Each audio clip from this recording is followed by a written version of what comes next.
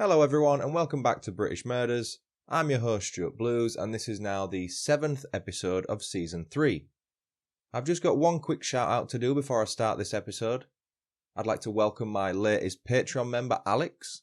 Thank you so much for joining my Patreon, it means the world to me, so welcome on board to the British Empire. If you'd like to join Alex and receive your episodes a day early and ad-free if you're listening on audio, then you can join my Patreon. It's patreon.com/BritishMurders. And you'll also get access to my scripts, if that interests you, and just be part of the community. I think that's the main perk. On this week's show, I'll be telling you about one of Britain's more obscure serial killers. I've searched Apple Podcasts, Spotify, YouTube, and it appears like nobody has covered this case before. So it appears that I am going to be the first one to cover this. To be honest, the reason for that is quite logical. There's a very limited number of resources available involving this case, but it's still a story that I feel is worth telling, so I'll do my damnedest to do just that. It may be one of my shorter episodes, but never mind. I'm sure you'll still enjoy it. It's a rather bizarre and, quite frankly, unbelievable story. The timeline is unusual too, as we're looking at a serial killer whose crimes spanned 35 years, though his victim count stands at 3. The events took place in both Wolverhampton, which is in the West Midlands, and Finsbury Park, located in North London. When weighing up which area to focus on for my little historical deep dive, or shallow dive if we're being realistic, I ended up choosing Finsbury Park.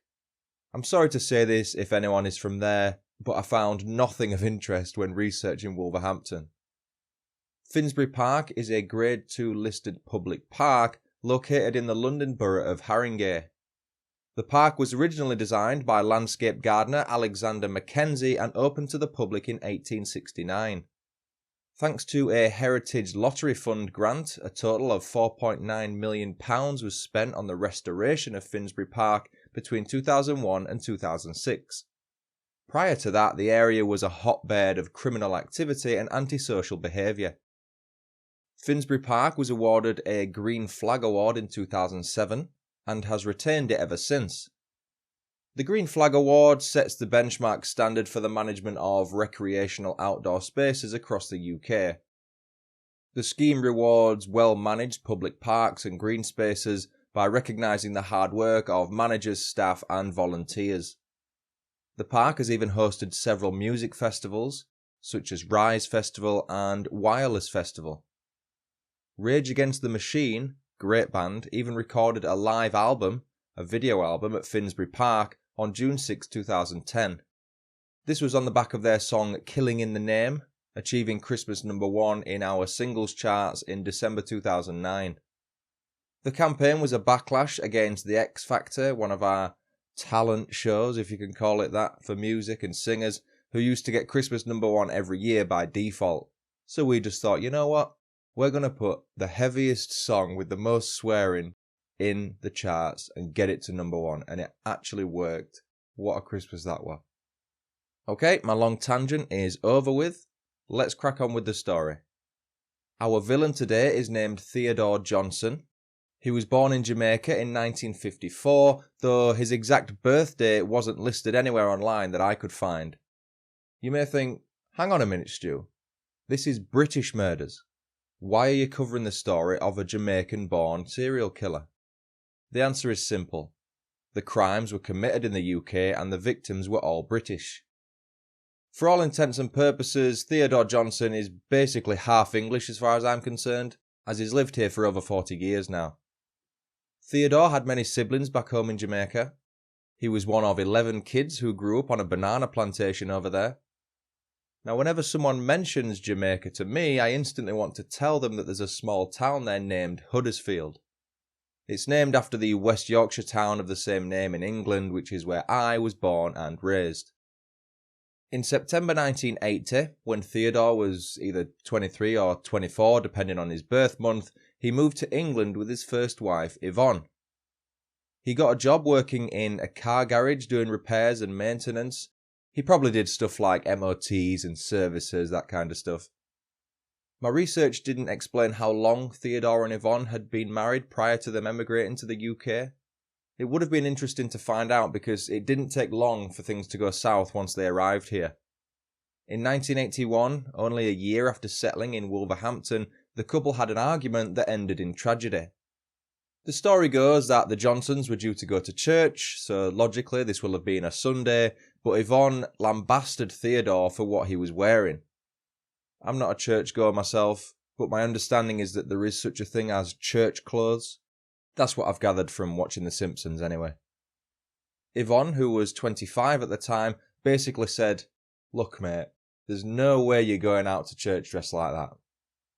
Whether it was said as casually as that or not, we'll never know, but regardless, Theodore snapped. He was known to have a violent temper and an extremely short fuse, so it probably wouldn't have mattered how Yvonne had said it to him. He'd likely have lashed out anyway. Theodore grabbed a vase, or vase, I say vase, and smashed it over Yvonne's head. He then pushed her off the balcony of their 9th-story flat and she died soon after. During the 3-day trial, which started on November 2nd, 1981, it was heard that Theodore had been bullied by his wife ever since they arrived in the UK, and he was told to do housework and cleaning all the time. That's actually what was said in court. How dare Yvonne ask him to cook and clean? That is bang out of order. According to Theodore, Yvonne hit him with a broom while saying she wanted to kill him during the argument about church clothes.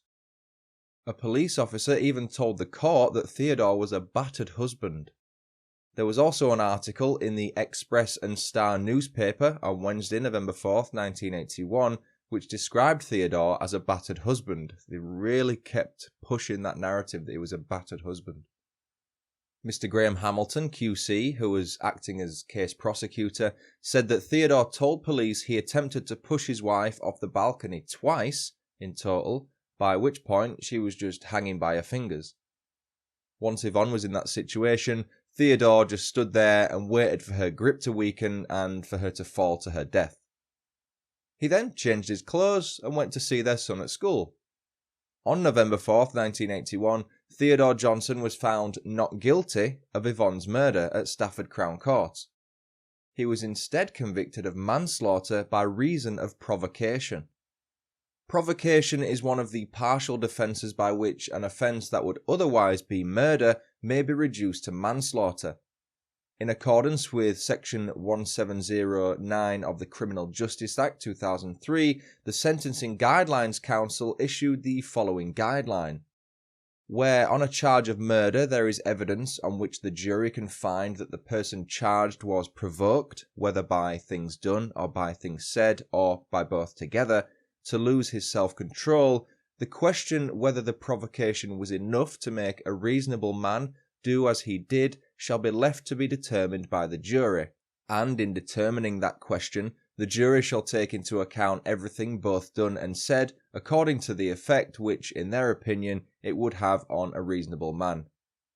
That's very wordy and convoluted, and it makes not much sense to the general reader, or listener in your case. But it essentially means that the court ruled that Theodore was sufficiently provoked by Yvonne to the point where his reaction was due to a loss of self-control. He was sentenced to serve a mere 3 years in jail. Sentencing judge Mr. Justice Talbot said in his closing statement, "You have led a good and decent life, and you are not a violent man. You have been a good father to your 2 young boys, and I am satisfied that what happened because of the deep provocation you had been put to." How he would come to regret those words. Theodore's defence counsel, Anthony Palmer, said, "It is clear that this woman resented his being in England, and it is plain that she took it out on him from time to time, but he did not retaliate." With regards to the 3-year sentence, Judge Talbot said that he had to demonstrate the sanctity of life, but he was treating Theodore mercifully. After his release, Theodore met a new partner named Yvonne Bennett in Wolverhampton. It's sort of a running gag here on British Murders that everyone has the same name, but I swear to you I don't make this stuff up. The pair moved 120 or so miles southeast to England's capital city of London. Specifically, they moved to a flat in Finsbury Park. You see how all my stories and their locations come together in the end?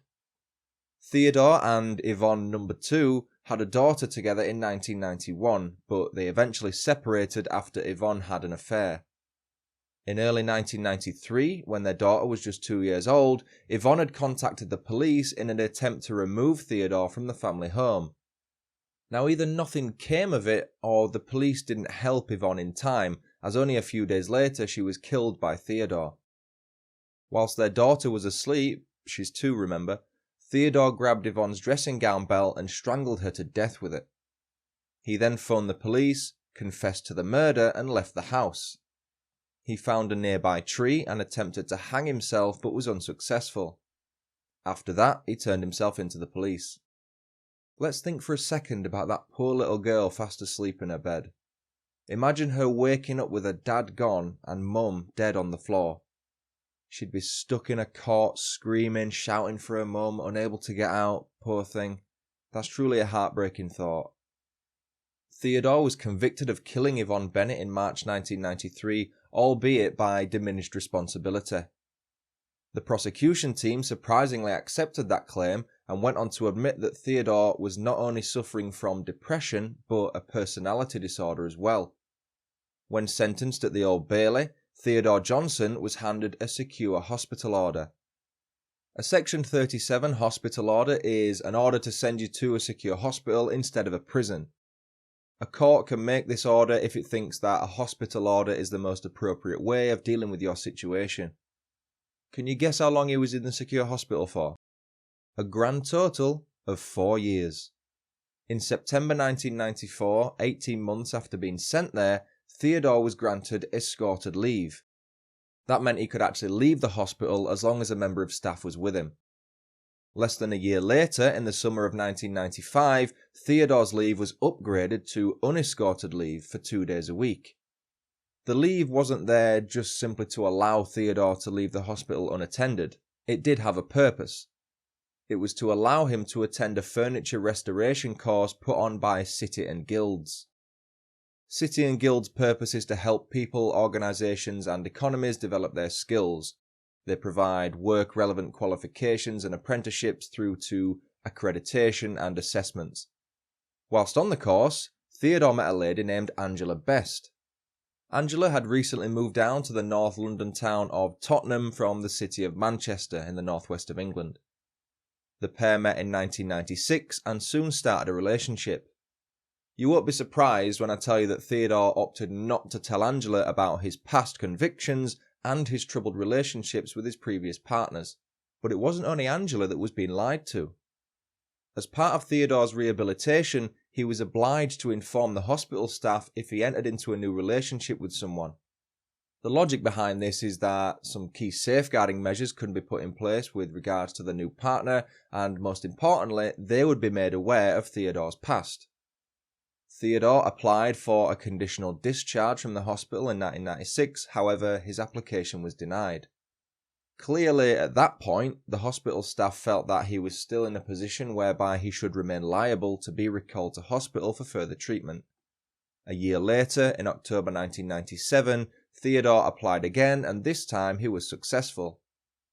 A mental health tribunal approved his application on the condition he tell supervising doctors and social workers if and when he formed a new relationship.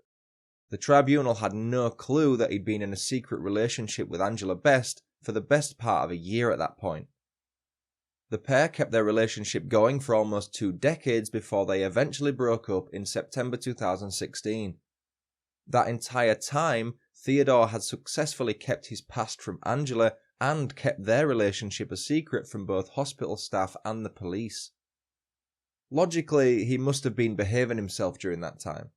If the police would have been called after a random or violent outburst from him, the whole lie would have been exposed. So why did they break up, I hear you ask? Angela made a shocking discovery about Theodore's past. She happened upon a letter by chance which detailed one of Theodore's killings. She confronted him over it, and that led to him confessing about both his 2 prior convictions. Naturally, Theodore didn't take the breakup well, whereas Angela was happier than she'd ever been. That gives us a little glimpse behind the curtain of their relationship, which to me says that although he may not have been violent to the point where the police were called, he was still an unsuitable partner for Angela. After the split, Angela soon started a relationship with someone new, but she was constantly harassed by Theodore, who would declare his undying love for her every single day. On December 8, 2016, Theodore attended an appointment with his social worker and psychiatrist. It must have been a productive session, as he was found to be in good health and he wasn't found to be depressed. He continued to deny being in a relationship with anyone, which at that point in time was actually true, though probably not in Theodore's head. I'm sure he was in denial and felt like Angela and him were still an item.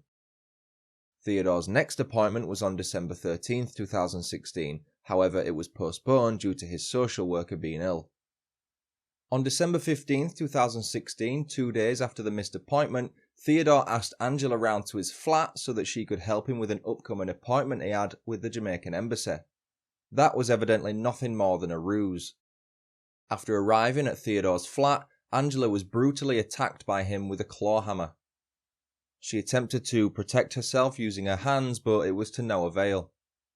Angela was repeatedly struck in the head by a raging Theodore and his claw hammer weapon of choice. A claw hammer, by the way, has to be one of the most brutal household weapons going, right? One end is just solid steel and flat, whereas the other side is split into two claw-like prongs. Whichever side you choose to attack with is going to do damage, innit? But in two distinctly different ways. It's crazy that pretty much every house has one of these in a drawer somewhere. Then again, most people don't have severe personality disorders. Once Theodore had beaten Angela down with the hammer, he reverted back to his old ways and acquired a dressing gown belt. He then proceeded to strangle Angela to death with it, as he had done with Yvonne Bennett. Now, from what I could make out, Theodore had tied a knot in the dressing gown belt and continued to attack Angela with the claw hammer as she was basically rendered defenceless. After killing Angela, Theodore made his way to Cheshunt train station in Hertfordshire, just north of Greater London. Given what he did after killing Yvonne Bennett, you can probably guess what happened next. He waited for the 3:18 PM express train to come by and jumped in front of it in an attempt to kill himself. Amazingly, Theodore survived. I told you this story was almost unbelievable. Whilst he was being treated for his injuries by paramedics, Theodore informed police that he had killed Angela and that her body was back at his flat. Police acted on his confession and weren't overly surprised to find Angela Best's body in Theodore's living room. A post-mortem examination found the mother of four to have suffered a minimum of 6 blows to the head. Angela's cause of death was as a result of a neck compression caused by strangulation with a ligature, the dressing gown belt in this case. Blunt force trauma to the head was also attributed to be Angela's cause of death. If we just come back now to the social worker who postponed Theodore's appointment 2 days before Angela's murder because they were ill, imagine how bad they felt. They probably thought, if I'd just turned up to that appointment, maybe Theodore would have got something off his chest, let out his frustrations, maybe he would have been in a better place. Obviously that's not realistic, you can't think like that. Someone like Theodore would probably have done that anyway eventually. But I hope that person who was ill that day doesn't feel too much guilt, because it's very easy to feel guilt in a situation like that, I would have thought. Theodore Johnson was now confined to a wheelchair because when he tried to kill himself by jumping in front of a train, he'd actually severed both of his arms so they came off. He pleaded guilty to the murder of Angela Best at the Old Bailey on Tuesday, January 2nd, 2018. Case prosecutor Mark Haywood QC explained how Theodore was extremely violent with the women in his life and noted his 2 previous manslaughter charges.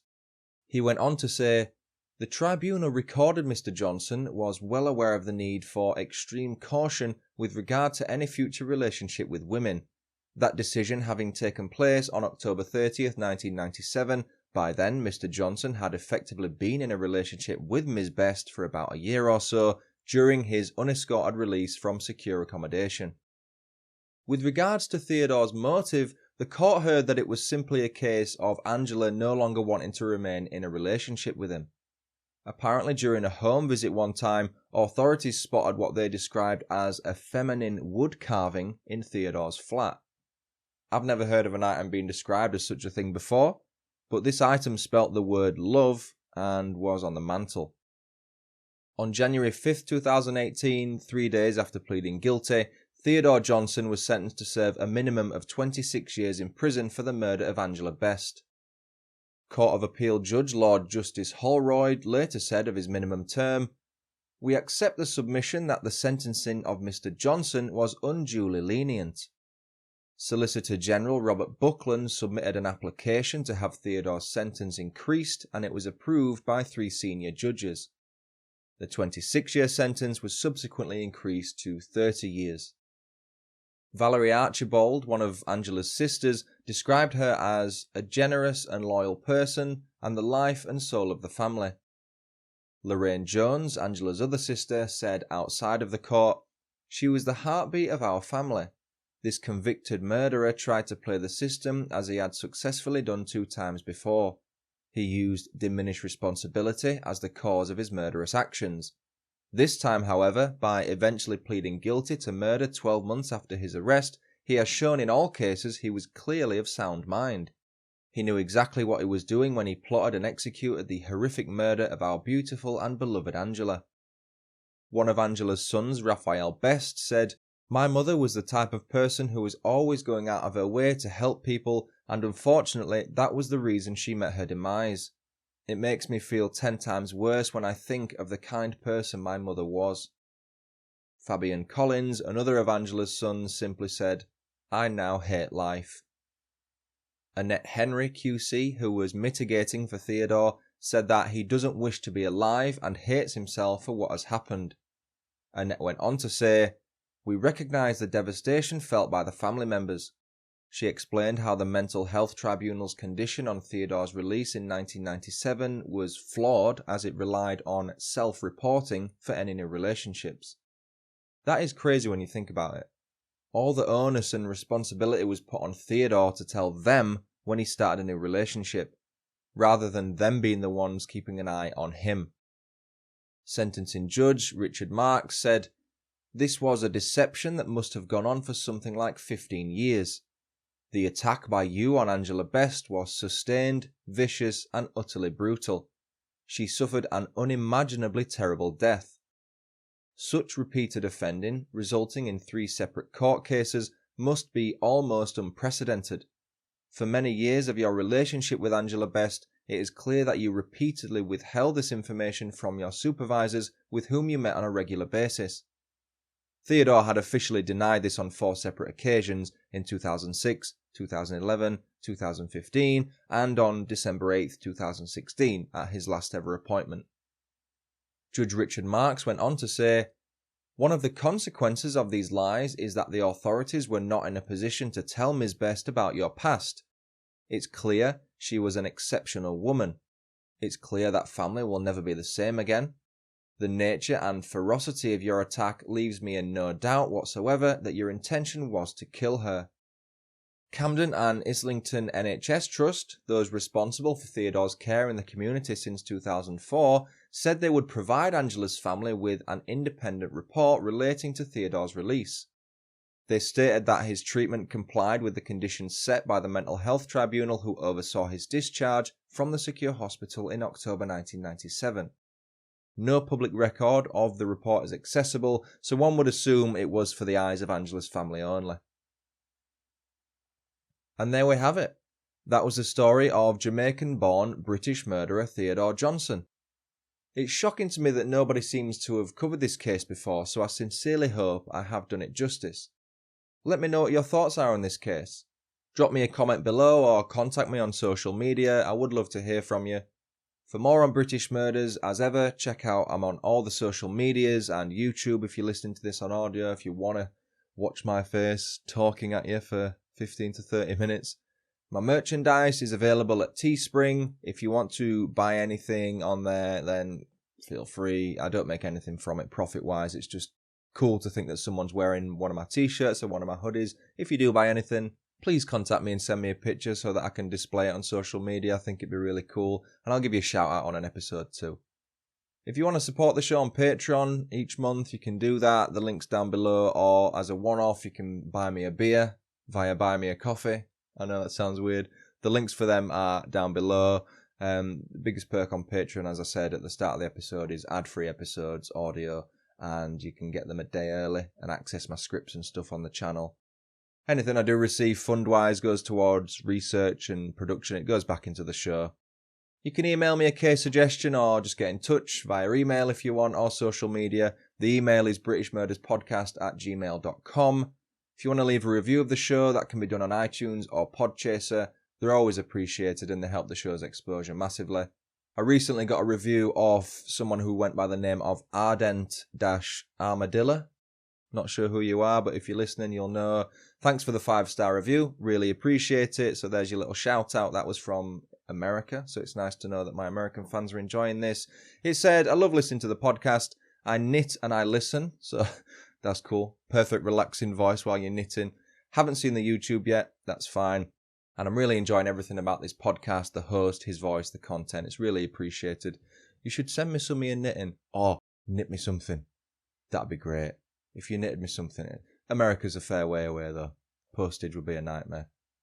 But yeah, that does it for another episode. This is number 7 of season 3. There's 3 more left in this season, and then we'll have a 2-part special, which I've already got in the works. That's going to be quite an in-depth one, quite a deep one, that. So that's something to look forward to. But for now, I've been Stuart Blues. This has been British Murders. Thank you so much for listening. Until next time, cheerio.